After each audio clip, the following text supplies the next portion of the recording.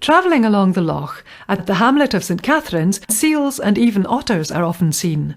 You can clearly see Inverary across the loch from here, and another seabird you should easily see is the eider duck, with the large black and white male and a rather plain brown female, often seen in pairs and small family groups. In the Arctic, they are farmed for the down feathers used to line the nests, for quilts, from which derives the eiderdown.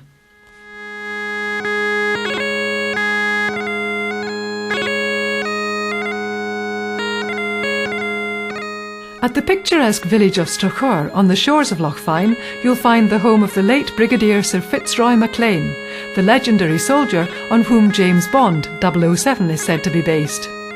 As a soldier, he parachuted into Yugoslavia in 1943 to be with the partisans as Churchill's personal representative. His military career was spent with the Camerons and the SAS, operating behind enemy lines. He was also an MP from 1941 to 1974 and served as Under-Secretary of State for War in the Churchill and Eden governments.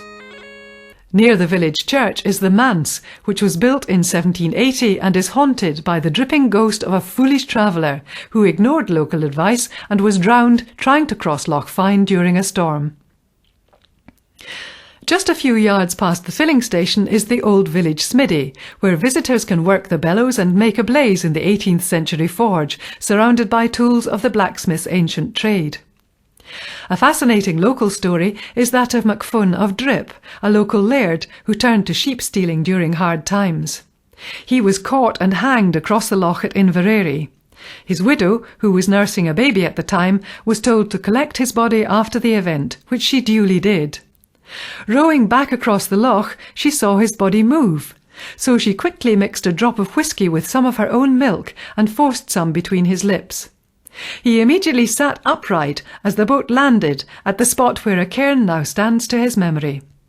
As the law states you cannot be tried twice for the same offence, so he returned to his estate and lived happily for many years. His gravestone lies in Strachur churchyard.